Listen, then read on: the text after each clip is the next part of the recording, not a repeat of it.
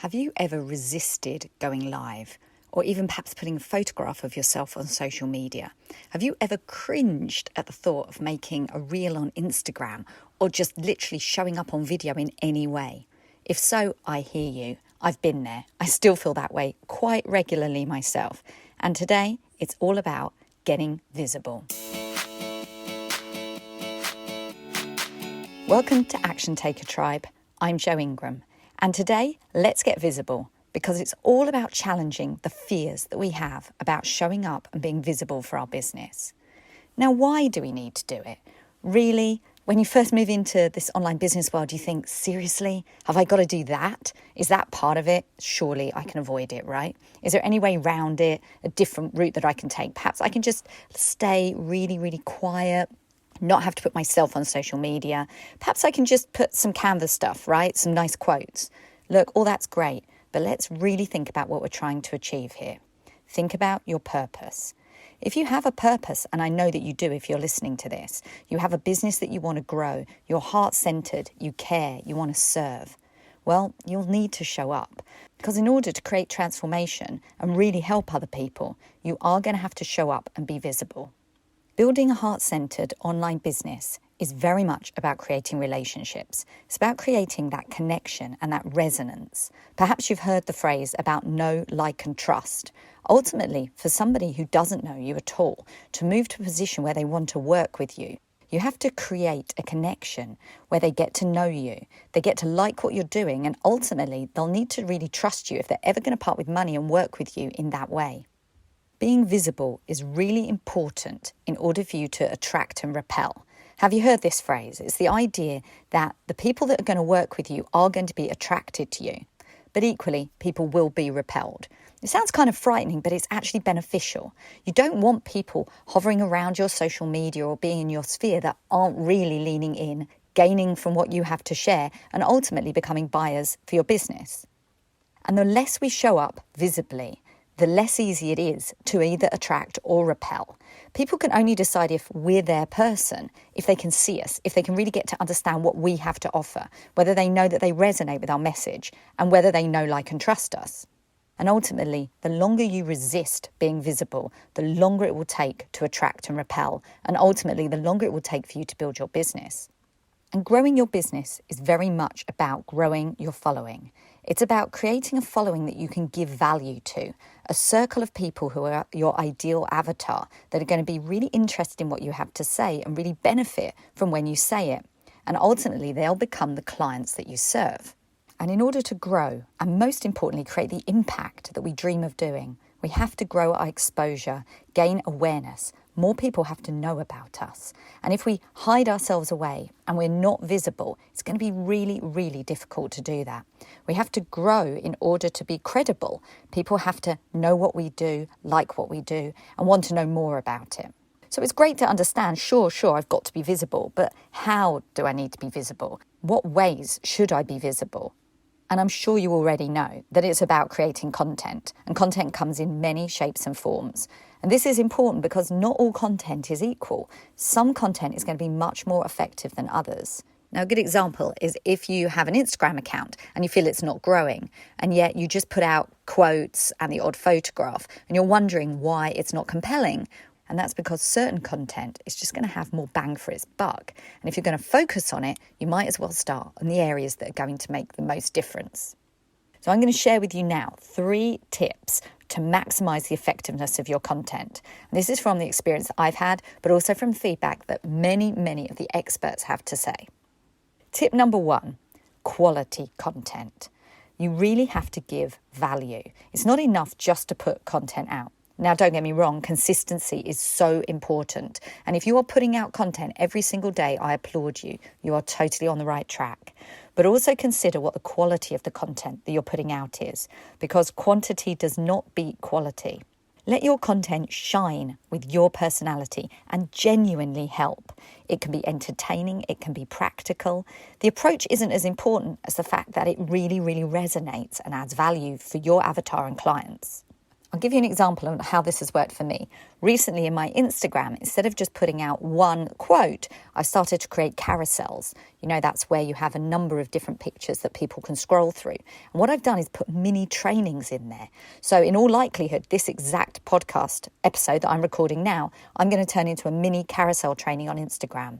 Now, I'm finding that as people scroll through those, they're getting real value. And I know that because they're commenting, they're engaging with me, they're making their comments, or I'm answering their questions. And I know that what I'm putting out in that particular post is of genuine value. And it's not something that they scroll past. They actually stopped in the scroll. So I'd encourage you to look at your own feed or anywhere else that you engage and think, how can I just up the ante, even by 10%? What more can I do to make this more valuable and to stop the scroll, to make people go, yeah, this is stuff that I really need to know about. And in fact, I'm going to engage on this feed. Now, the second tip that I've got for you is about long form content. Now, what do I mean by that? That's the difference between listening to a podcast episode, like you're doing now, and just scrolling on Instagram or Facebook and just seeing a post. Because long-form content engages someone for much longer, as you'd expect. And there are 3 primary forms of long-form content. There's podcasting, there's a video series, or there's a blog. Now, when you have one of those 3, it is most typical to put that out, say, once a week, although, of course, you can do it more regularly. And the benefit of that is that then you have a theme and inspiration for the week, and you can create a lot of short form content inspired by that one piece of long form content. In fact, you can cut it into many, many different pieces that you can use in lots of different ways across your social media, perhaps in your emails and so on. What I love about this is it makes it so much easier for you to be visible more. Now, choosing which type of long-form content is going to be a really personal decision, but bear in mind that video and podcasting are extremely compelling, and I'm going to talk more about that next. To my third tip on maximising the effectiveness of your content, and that's to use what works. Now, video and podcasts are extremely effective. Let's start with podcasting. You're listening to me now, right? It's very personal experience. You listen to someone who's podcasting, literally straight into your ears, no other distractions. It's really attention grabbing. And that's why podcasting has become so popular. And also why entrepreneurs are excited by becoming podcasters, because they can really reach their audience in a really resonant way. Podcasting also creates authority and credibility in a way that perhaps other channels don't do. This was really brought home to me last week when I was speaking to a client and dear friend who said to me that although she speaks to me regularly one-to-one, when she listens to my podcast, it feels like I have a new level of authority, like almost I'm somebody semi-famous. Now, I'm not being funny when I say that in order for me to say those words right, I'm going to leave this in, I'm not going to edit it, because I can't bear to think of myself saying those words. It actually makes me feel so uncomfortable. Like, who am I to say somebody thinks I'm semi-famous because they're listening to my podcast? And I'm not lying. I've just edited out like 3 times I tried to say that, and I literally couldn't get to the end of the sentence. We've all got these issues, and I'm going to talk about that more in a minute. But the point is this: I understand what she's saying, not about myself, but because I listen to podcasts, and I literally think that the people that I'm listening to are superstars. Let's take Jasmine Starr or Amy Porterfield or Kathy Heller. These guys are superstars in my world. And when I listen to them on a podcast, I literally feel that they are the authority on all matters that they're talking about. And not just them, they're massive examples. There's many people's podcasts I listen to who are less well known, who equally I'm in thrall of when I listen to their podcasts.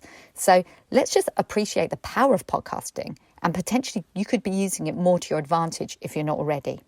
Now let's talk about video for a minute. Now, Cisco reported in 2020 that 82% of internet traffic is video, and that they were reporting that engagement and return on investment were up massively. Another survey, it was called State of Video Marketing, actually said that 84% of video marketers say it's the most effective lead generation tool they have. Now, let's just think about that for a moment. Video builds businesses. Being engaging on video is really important for us to develop as entrepreneurs, create impact and create income. And the opportunities got even more since the pandemic. There was a report that said 96% of consumers say that they consume more video since the pandemic. Well, we're consumers, we know that's true. So why aren't we using video more as part of our marketing, as part of growing our know, like and trust? And in fact, we now know that, of course, Facebook and Instagram reward you in the algorithm when you use video. Not just any video, but the types of video they want you to use. Going live and creating reels. Now, if you're sitting there going, oh, no, she's not said those words, has she? Not going live, reels. I hear you. I've been there. In fact, I'm still there. And it's like the resistance is massive.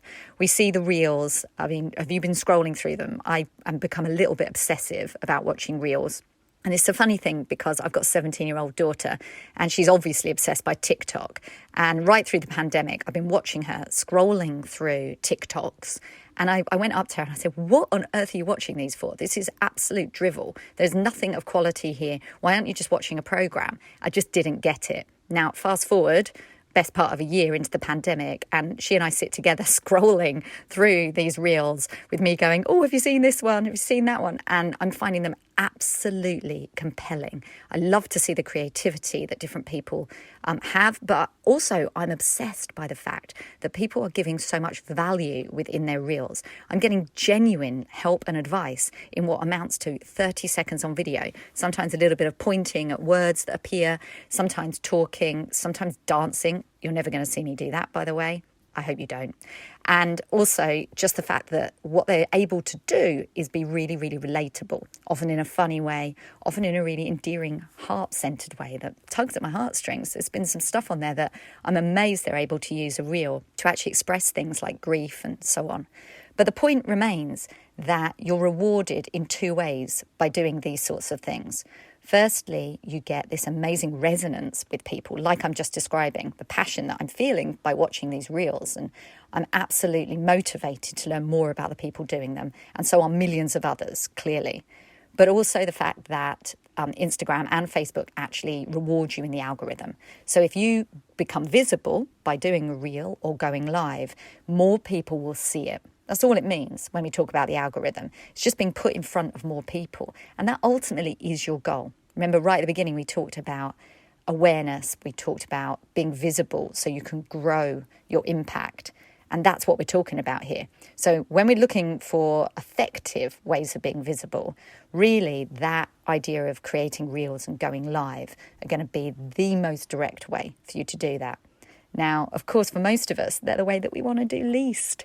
They're the ones that make us feel most uncomfortable because we feel so vulnerable and exposed.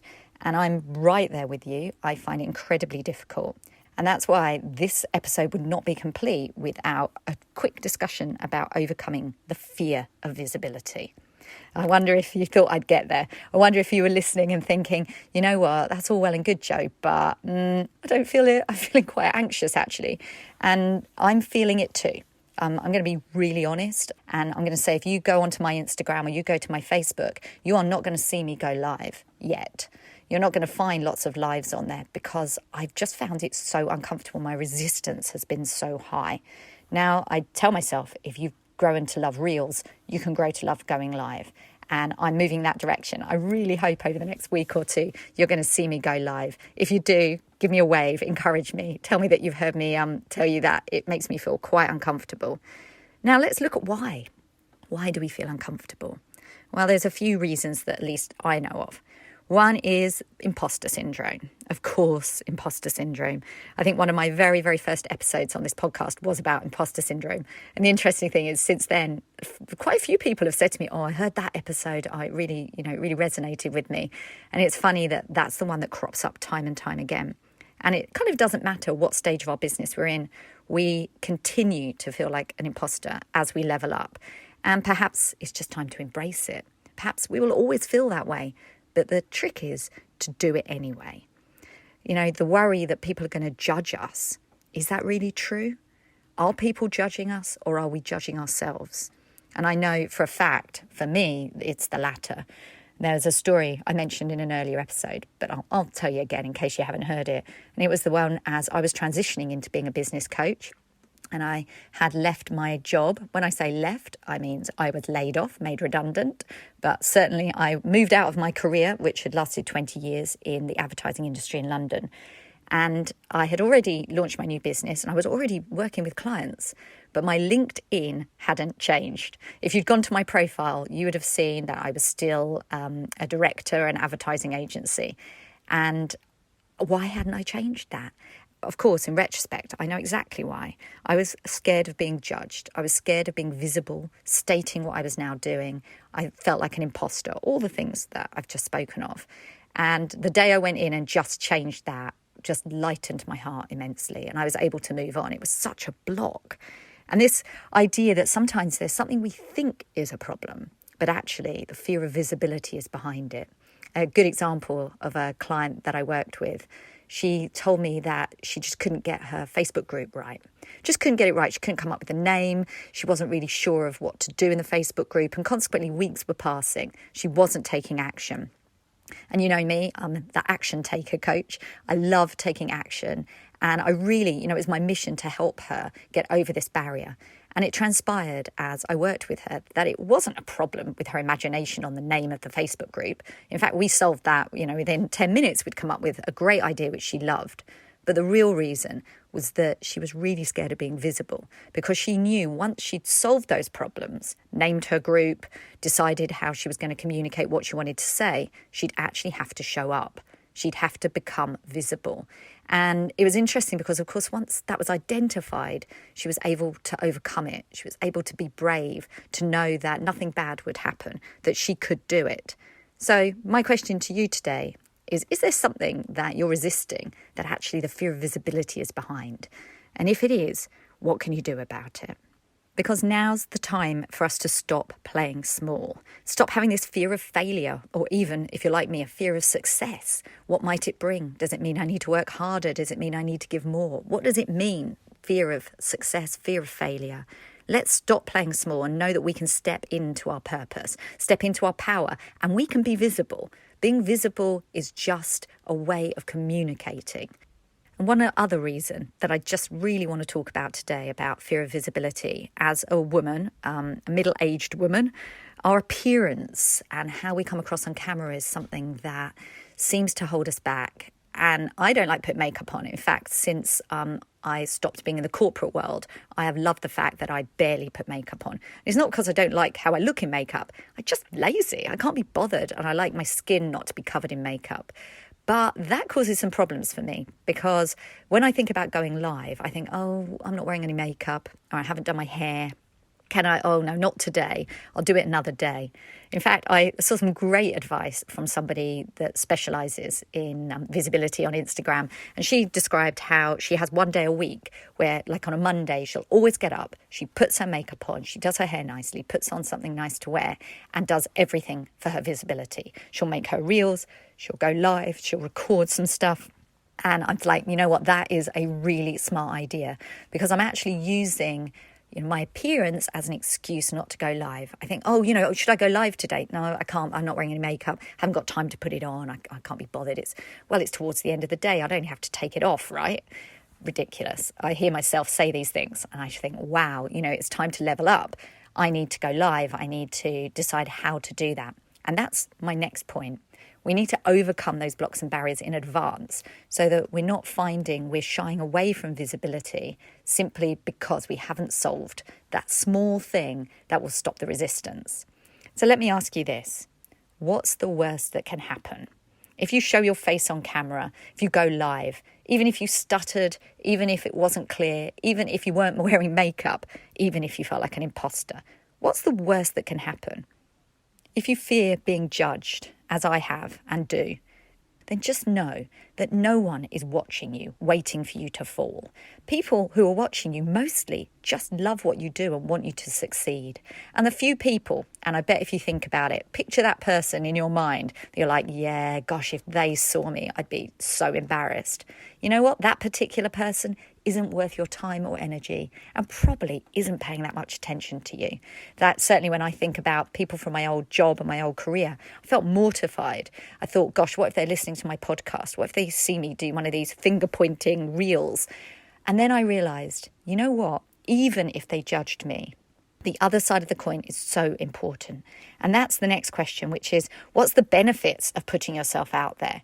Now, I heard Jasmine Starr tell a wonderful story about how she had been picked on in middle school and all these mean girls, and she had shied away from visibility for years. Now, Jasmine Starr is one of the leading voices when it comes to Instagram, and she literally now couldn't be more visible, and she's so confident. And she talks about her journey, how she had to accept that those mean girls didn't pay her bills, and being scared of what they might think. And bear in mind that these girls probably aren't even watching her now, but in her own mind, the fear of what they might think literally held her back until she decided that her business, her purpose were more important.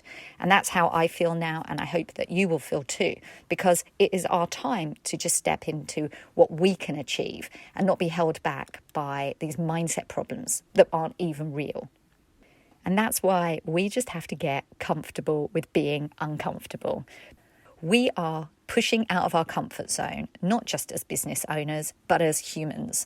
We are stepping into the best possible us that we can be. And yeah, it's going to be uncomfortable at times. And being visible is one of those areas that for so many of us is up there as total discomfort.